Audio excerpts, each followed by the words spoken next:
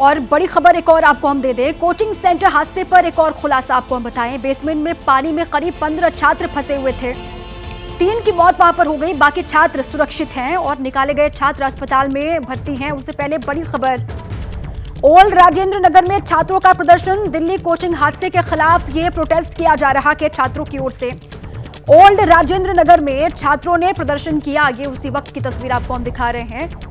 कल भी आपने देखा था जब ये हादसा हुआ तो बहुत बड़ी संख्या में छात्र वहां पर पहुंचे, अपने गुस्से को जाहिर किया, नाराजगी जाहिर की और सीधे सीधे कहा कि एक्शन जो जिम्मेदार है उन पर होना चाहिए।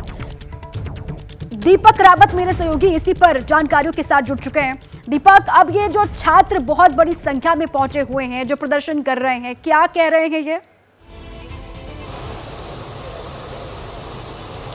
दीपा, नाराजगी बहुत ज़्यादा है और नाराजगी इस कदर है कि बच्चों का ये कहना है कि आखिर उनकी जान के साथ ऐसा खिलवाड़ ये तमाम इंस्टीट्यूट क्यों करते हैं जो कि लाखों की फीस लेते हैं। तस्वीर में आपको फिर से दिखा रहा हूँ, ये वो IAS इंस्टीट्यूट है जिसकी तस्वीर देखते ही ये समझ में आता है कि कितना महंगा इंस्टीट्यूट है, कितना हाई प्रोफाइल इंस्टीट्यूट है। छात्र भी यहाँ पर, आप यहीं आसपास ही पढ़ते हैं क्या? कहाँ पढ़ते हैं? यहीं पढ़ता था मैं, पहले कोचिंग हो गया मेरा बाजीराम से। तो ये इसके बारे में जानते हैं, इस कोचिंग इंस्टीट्यूट के बारे में? हाँ जी, जानते हैं इसके बारे में। क्या फीस होती है, क्या इसका कैसे, कितने, कहाँ से बच्चे आते हैं? सब बच्चे ऑल ओवर इंडिया से आते हैं। ऑलमोस्ट फीस इनका बहुत 2 लाख 3 लाख रुपए फीस होता है पर साल का। और फिर भी इतना बेकार एडमिनिस्ट्रेशन है यहाँ पे। हर बार जब भी आधा घंटा बारिश होता है ऑलमोस्ट इतना पानी भर जाता है। हर बार आधे घंटे के बारिश में इतना पानी भर जाएगा। उसके बावजूद भी बच्चे अंदर हैं? उसके बावजूद भी बच्चे अंदर, तो इनका इतना केयरलेसनेस उन्होंने खोल के रखा उसके बाद भी। कितने बेसमेंट होंगे नीचे, आप बता सकते हैं? नहीं, इनका एक ही बेसमेंट है, लाइब्रेरी इनका नीचे है, लाइब्रेरी चलता है। तो आप भी यहाँ आसपास ही पढ़ते हैं? जी सर। मैं तो आपने कभी देखा इसके अंदर जाके कैसा इंस्टीट्यूट है? सर अंदर जाकर तो नहीं देखा, ये इंस्टीट्यूट नहीं है मेरा, बट वाटर लॉगिंग की प्रॉब्लम हम यहाँ रोज़ देखते हैं। वो हम रोज़ फेस करते हैं, सारे इंस्टीट्यूट सारे स्टूडेंट्स वो फेस करते हैं। एंड उसके बाद भी सर अभी पता चला कि सर 2 बेसमेंट इन्होंने क्रिएट किया है, 1 एग्जिट था। सारे बच्चे मॉक टेस्ट दे रहे थे, जो प्रीलिम्स का पहला लेवल क्लियर करके दूसरे लेवल पे पहुंचे थे। टेस्ट देते देते खत्म हुए सर। पुलिस वाले ऑफिशियल टूल भी नहीं दे रहे हैं सर। वाटर मिनिस्टर, सारे डिपार्टमेंट से इन्हें NOC मिली है, कैसे मिली है सर? हाँ, मतलब सर मिस्टर वेद गुप्ता वो अभी तक यहाँ पर नहीं आए हैं अकाउंटेबिलिटी लेने के लिए। करोड़ों रुपया का फीस हर साल कई 100 करोड़ रुपए का लेते हैं। और सारे, मुझे तो लगता है सर ये officials, Atishi Marlena, she is water minister and education minister, वो यहाँ पर शो अप नहीं हुई है। She is not ready to take up any responsibility. सवाल, आप लोग भी तो किसी इंस्टीट्यूट में पढ़ते होंगे, वहाँ पर क्या व्यवस्थाएं होती हैं या वहाँ पर भी पानी ऐसे फंस जाता है, कोई बच्चों के लिए कोई सुविधा नहीं है? मैं तो इन बच्चों के साथ रात से हूँ, मैं एक सोशल एक्टिविस्ट हूँ। यहाँ पे वाटर लॉगिंग की प्रॉब्लम नॉर्मली है।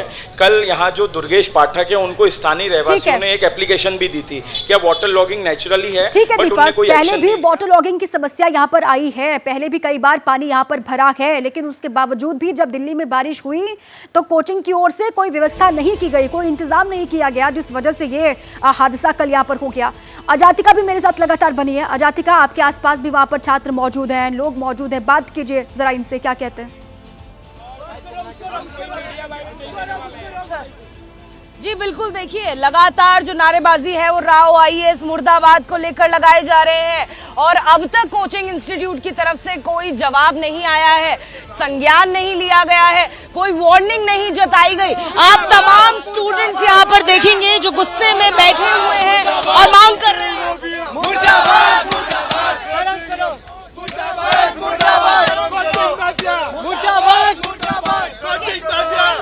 जो गुस्सा है वो नाराजगी आपको दिखाई देगी स्टूडेंट्स की।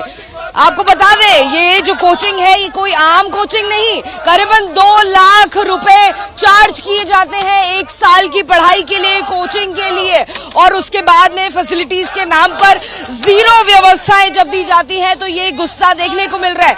ना सिर्फ यहाँ कोचिंग की बात करें, चाहे इन स्टूडेंट्स का रेंट हो या फिर खाने पीने की व्यवस्था हो, सभी में लूट मार दिखाई देती है और वही गुस्सा यहाँ पर दिखाई दे रहा है। 3 छात्रों की मृत्यु हो गई और गुस्साए स्टूडेंट्स अब जस्टिस की मांग कर रहे हैं। उनका कहना है सबसे पहले रेस्क्यू ऑपरेशन वक्त रहते शुरू नहीं हो पाया, अगर शुरू हुआ भी तो आखिर 3 स्टूडेंट्स अंदर कैसे नीचे फंसे रहे और उनको निकाला नहीं जा सका। सर आप इसी में पढ़ते हैं?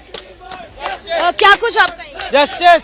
जी देखिए, स्टूडेंट्स बात करने से कतरा रहे हैं, लेकिन लगातार यही बोल रहे हैं कि राव कोचिंग इंस्टीट्यूट अकेला नहीं है। ऐसे कई सारे इंस्टीट्यूट्स हैं जो राजेंद्र नगर में चल रहे हैं, जहां पर बेसमेंट में क्लासेस ली जा रही हैं। उस बेसमेंट में क्या एनओसी है या नहीं है, एंट्री एग्जिट पॉइंट आखिर एक ही क्यों है, एंट्री एग्जिट पॉइंट के लिए अलग अलग गेट्स क्यों नहीं है, ये वो तमाम सवाल हैं। अगर इनका समाधान पहले से किया जाता तो इतनी बड़ी घटना यानी कि पूरी तरह से मैन मेड डिजास्टर, ये पूरी त्रासदी अवॉइड की जा सकती थी। मैं लगातार आपको तस्वीरें दिखा रही हूँ।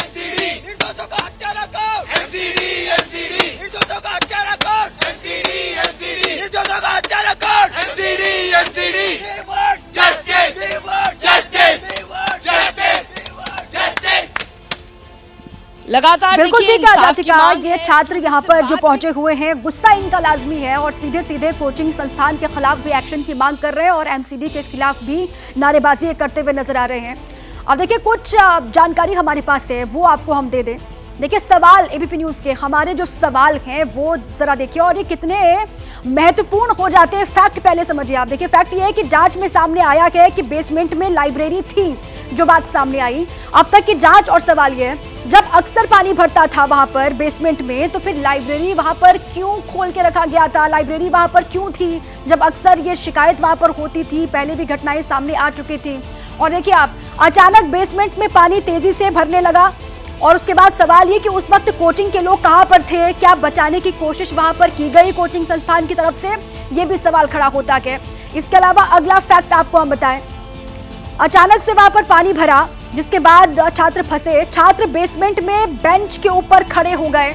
सवाल है कि क्या बेसमेंट से निकलने का कोई दूसरा रास्ता नहीं था, एंट्री एग्जिट अलग अलग होनी चाहिए, ये बात कही जाती है, लेकिन उसके बावजूद भी वहां पर जो छात्र बता रहे कि एक ही सिस्टम वहां पर था, एग्जिट और एंट्री के लिए एक ही गेट था। देखिए पानी के दबाव से बेसमेंट में लगे कांच फटने लगे और सवाल ये खड़ा होता है कि इतने दबाव के साथ पानी वहां पर अचानक से कैसे आ गया, क्या कोई पाइप वहां पर फटा, जिसका जिक्र एमसीडी की ओर से भी किया गया। उन्होंने भी कहा कि हो सकता है कोई पाइप फटा हो। और साथ ही देखिए शाम को 7 बजे लाइब्रेरी बंद हो जाती है, जो कि नियम भी है कि शाम को 7 बजे लाइब्रेरी बंद करनी पड़ती है। पानी भरने का खतरा था तो लाइब्रेरी पहले क्यों नहीं बंद हुई? अगर पानी वहां पर भरने का खतरा था, बारिश दिल्ली में हो रही थी, तो फिर लाइब्रेरी को पहले ही क्यों नहीं बंद किया गया? ये भी सवाल खड़ा होता है। तो ये सवाल जो खड़े हो रहे हैं और साथ ही साथ 3 छात्रों की जो जान गई है उसके लिए जिम्मेदार कौन है, अब इस पूरे मामले को लेकर सियासत भी लगातार जारी है। मदिहा मेरे साथ लगातार बनी है, उनका एक बार फिर से रुख कर लेते हैं। मदिहा देखिए, बहुत सारे सवालों का जन्म होता है कल जो घटना हुई है। सीधे सीधे अब सवाल तो इसी बात को लेकर कि कोचिंग संस्थान की जवाबदेही कब तय होगी कि सबसे बड़ी लापरवाही तो कोचिंग संस्थान की। छात्र सीधे ये कह रहे हैं कि पहले भी ऐसे मामले सामने आए हैं, पहले पानी भरा गया, क्लासेस को बंद करना पड़ा गया, कई बार ऐसा हुआ कि पानी वहां पर भर गया, छात्रों को निकलने में दिक्कत हुई। तो फिर जब कल दिल्ली में बारिश हुई जोरदार, लगा कि पानी भरेगा, तो फिर संस्थान ने कुछ क्यों नहीं किया? देखिए, जिस घटना का हम जिक्र कर रहे हैं, कल जो घटना हुई वो तो बहुत दुखद है, लेकिन उससे पहले भी एक घटना हुई है। उससे पहले हुई है हफ्ते 10 दिन पहले, जहां पर बारिश का पानी भरने के बाद एक छात्र को करंट लग जाता है और उसकी मौत होती है। ये 10 दिन पहले की घटना है और उसके बाद फिर एक ऐसी घटना होती है जो बहुत बड़ी बन जाती है। क्यों? क्योंकि बेसमेंट में लाइब्रेरी चल रही है। तो धड़ल्ले से जो कोचिंग सेंटर्स लाइब्रेरी चला रहे हैं, तो आखिर उनको परमिशन किसने दी? कौन परमिशन उन्हें दे रहा है कि पूरे इलाके में बेसमेंट में धड़ल्ले से लाइब्रेरीज चल रही हैं? और उसके बाद उन लाइब्रेरीज में जब स्टूडेंट्स जाते हैं तो क्या वहां पर कोई केयरटेकर जो है वो वहां पर मौजूद होता है, कोई टीचर मौजूद होता है साथ में? और अगर था वहां पर तो कोचिंग सेंटर ने क्यों सामने आकर कोई जिम्मेदारी दिखाते हुए सामने आकर स्टूडेंट्स की मदद नहीं करी? ये भी सवाल होता है। और दूसरा सवाल यहाँ पर ये भी खड़ा होता है कि जो कोचिंग सेंटर के मालिक हैं वो कहाँ थे, जो फैकल्टी थी वो कहाँ थी? और कोचिंग सेंटर्स में क्योंकि क्लासेस देर तक चलती हैं, तो जाहिर सी बात है जब बेसमेंट में ये इंसिडेंट हुआ तो जाहिर है कि बहुत सारे फैकल्टी मेंबर्स या फिर जो कोचिंग से जुड़े लोग होंगे वो आसपास होंगे या कोचिंग में होंगे, लेकिन बिल्कुल मदिहा, बहुत सारे सवाल और छात्र जो वहाँ पर गुस्सा व्यक्त कर कर रहे हैं, जो नारेबाजी वहाँ पर कर रहे हैं, वो तो ये कह रहे हैं कि अनगिनत इस इलाके में ऐसे कोचिंग संस्थान है जहाँ पर बेसमेंट में लाइब्रेरी है और कोई इंतजाम वहाँ पर है नहीं जल निकासी के लिए, पानी निकासी के लिए। इसी बीच एक और बड़ी खबर है, दिल्ली में कोचिंग हादसे पर राजनीति तेज है। ये मौत नहीं हत्या है, बीजेपी ने कहा है। केजरीवाल सरकार हादसे की जिम्मेदार है, बीजेपी की ओर से कहा गया। और आम आदमी पार्टी की तरफ से कहा गया कि 15 साल एमसीडी में बीजेपी थी, बीजेपी ने आखिर किया क्या? ये राजनीति का वक्त नहीं है, आम आदमी पार्टी की ओर से ये कहा गया। तो देखिए इस पूरे मामले को लेकर राजनीति किस तरीके से हो रही है, आरोप प्रत्यारोप का दौर चल रहा है। देखिए 3 छात्रों की मौत, उस पर बीजेपी के अपने आरोप और आम आदमी पार्टी के अपने। पिछले 10 दिन से यहाँ के लोग, स्थानीय लोग चिल्ला के कह रहे थे कि यहाँ नाले साफ कर दो। पिछले 1 महीने से हम लोग चिल्ला रहे हैं, दिल्ली में नालों की सफाई नहीं हुई है, जल भराव हो रहा है। 5वीं 6ठी घटना है ये। इन 2 बच्चों का जो बताया जा रहा है, इनका कसूर सिर्फ इतना था कि ये वहाँ बैठ के पढ़ रहे थे। और 12 फुट का बेसमेंट अगर पानी से भर जाता है, सीवर का ओवरफ्लो होता है, सीवर साफ नहीं हुआ, नाले साफ नहीं हुए, कौन जिम्मेदार है? लेकिन ये हादसा नहीं है, ये हत्या है और इसकी जिम्मेदार दिल्ली की सरकार है। देखिए इस बार की जो बारिश है वो रिकॉर्ड तोड़ है, कितने 88 साल का जो रिकॉर्ड टूट रहा है। और आप देख सकते हैं जिस प्रकार से दिल्ली में इस बार भीषण गर्मी पड़ी, बारिश भी उसी प्रकार हो रही है। एमसीडी हो या दिल्ली सरकार हो, हर तरह से जो वाटर लॉगिंग की समस्या और जहां जहां जलभराव की समस्या है उस पर काम कर रही है। पर ये जो हादसा है इस पर काफी बुरा दुख हो रहा है सुन के, और मैं प्रार्थना करती हूँ कि जो भी अंदर हो वो सेफली बाहर है। बच्चे यहाँ पर आईएएस का एग्जाम की तैयारी करने के लिए आए थे, वे अपने उज्जवल भविष्य के लिए आए थे, लेकिन केजरीवाल सरकार के निकम्मेपन के कारण इन्हें अपने प्राण से हाथ धो पड़ने पड़े हैं। इसकी मौत के जिम्मेदार आम आदमी पार्टी के विधायक माननीय दुर्गेश पाठक जी और केजरीवाल सरकार हैं पूरी तरह। ये जो एरिया है थोड़ा लो लाइन एरिया है, यहाँ से पूरा पानी पूरे एरिया का बाहर निकलता है। यहाँ पे कोई ड्रेन है और एक सीवर है, दोनों बता रहे हैं कि सडन में वो टूटा है जिसका पानी बेसमेंट में गया है, जो कि बहुत ही दुर्भाग्यपूर्ण स्थिति है। और वहाँ पे एनडीआरएफ और सारी टीम लगी हुई है कि कोई और बच्चा तो नहीं उसके अंदर। निश्चित रूप से जो भी जिनकी जिम्मेदारी फिक्स करनी चाहिए, और इसके लिए मजिस्ट्रेटियल इंक्वायरी के लिए भी हमारी आतिशी जी ने बोला है कि इसमें मजिस्ट्रेट जिसकी भी जिम्मेदारी बनती है उसके खिलाफ एक्शन लेना चाहिए। एक और बड़ी खबर आपको हम दे दें, दिल्ली कोचिंग हादसे में बड़ी जानकारी इस वक्त जो सामने आ रही है। कल शाम से एक छात्र की जानकारी वहां पर नहीं मिली है। शुभ रंजन नाम का छात्र बताया जा रहा है, अभी तक उसके बारे में कोई जानकारी नहीं है। कल कोचिंग के लिए घर से निकला था शुभ रंजन, लेकिन अब तक उन्हें लेकर कोई जानकारी सामने नहीं आई है। सीधे आइए अजातिका का रुख करें। अजातिका, इसको लेकर कोई जानकारी जो अधिकारी वहां पर हैं क्या उनसे मिल पा रही है? पहले तो ये बताइए, कोई अधिकारी है अभी वहां मौके पर जहां रेस्क्यू चल रहा है, बड़ा अधिकारी है कोई? देखिए रेस्क्यू करीबन 4 बजे एनडीआरएफ की टीम ने बताया कि रेस्क्यू पूरा हुआ। अधिकारी आपको कुछ यहाँ पर पुलिस कर्मचारी जरूर दिखाई देंगे, अधिकारियों का राउंड दिखाई दे रहा है, लेकिन अब भी 2 स्टूडेंट्स के मिसिंग होने की यानी गायब होने की खबर है गया है किंग्सले, और दूसरे छात्र का जो नाम जिनके बारे में अब तक जानकारी नहीं मिल पाई है। लगातार हमने स्टूडेंट से भी इस विषय में बात की थी, क्या शाम को वो स्टूडेंट जो है वो कोचिंग इंस्टीट्यूट में गए थे, तो पता चला कि वो शाम को कोचिंग इंस्टीट्यूट में गए थे और उसके बाद से उनके बारे में कोई इन्फॉर्मेशन नहीं मिल पाई है। जो बड़े अधिकारी आएंगे उनसे भी ये पूरी जानकारी लेने की हमारी कोशिश रहेगी, लेकिन गुस्साए छात्र सड़क पर बैठ गए हैं और वो तस्वीरें आपको नजर आएंगे। उसमें भावुक भी करने वाला क्षण है, क्योंकि ऐसे में स्टूडेंट्स लगातार ये सवाल उठा रहे हैं कि किस तरह से उनसे बड़ी मोटी और भारी फीस वसूली जाती है और बदले में उन्हें फैसिलिटीज के नाम पर क्या दिया जाता है। ये वो सवाल है। कितने स्टूडेंट्स जिनके आसपास अपने दोस्त दिखाई देते थे, जो पढ़ने के लिए गए थे, जो आगे जाकर सिविल सर्विसेज में एक बड़े ओहदे में, बड़ी पोजीशन में आगे सपना रखते हैं, यूपीएससी के जरिए आईएएस अधिकारी बनने का, आईएफएस अधिकारी बनने का, आईपीएस अधिकारी बनने का, वो सारे सपने कहीं ना कहीं उन बच्चों के टूट गए जो बच्चे ऐसे में जिंदा नहीं बच पाए। और ये पूरी तरह से एडमिनिस्ट्रेशन की गलती, जहां पर स्टूडेंट्स की कोई गलती नहीं। मिसिंग कितने हैं अजातिका? 1 या 2 छात्र मिसिंग? कितने, 1 या 2? देखिए मिसिंग छात्र 2 जानकारी मिल रही है।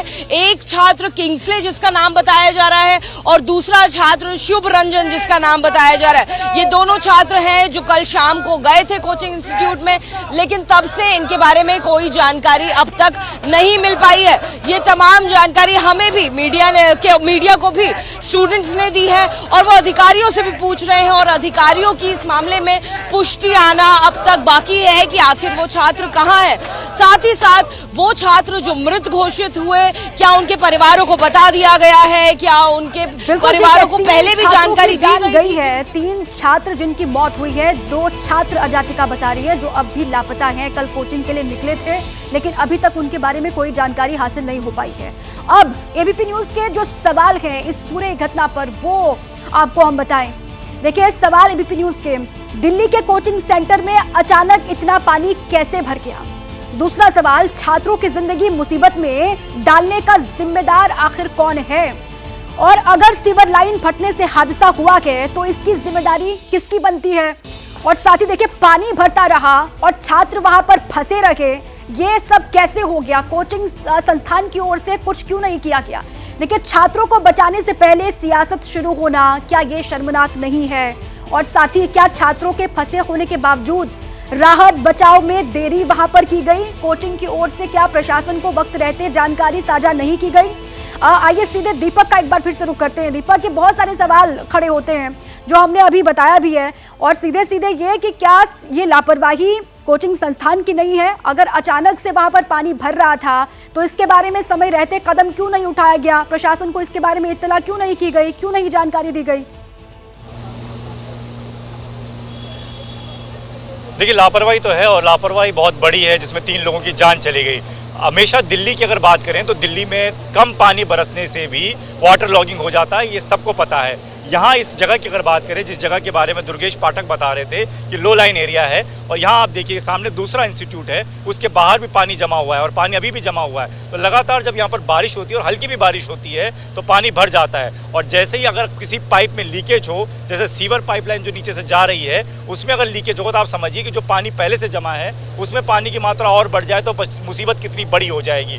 जो बड़ी बात यहाँ पर निकल कर ये आ रही है कि जो बेसमेंट बनाया गया है उससे निकलने का सिर्फ एक ही दरवाज़ा, बायोमेट्रिक दरवाज़ा, और वहाँ से एकदम जब पानी बढ़ जाता है तो निकलने में वक्त लगता है, सीढ़ियाँ हैं। ऐसे में जब 15-20 से ज़्यादा छात्र एक जगह पर जमा हो, पानी एकदम से बढ़ जाए तो ऐसे में छात्र कैसे निकल पाते। जिसने कोशिश की किसी डेस्क पर चढ़ने की, किसी ऊंची जगह पर जाने की, वो अपनी जान बचा पाया, लेकिन जो नीचे रह गया उसने अपनी जान गंवा दी। तो ये यहाँ के हालात है, ये सिर्फ इस इलाके के हालात नहीं है। ठीक है दीपक, पूरी दिल्ली आप लगातार नजर बनाए रखें। बहुत बहुत शुक्रिया आपका इस अहम जानकारी के लिए भी। अजातिका आपका भी शुक्रिया और साथ ही मदीहा आपका भी बहुत शुक्रिया। आप तीनों ही लगातार नजर बनाए रखें।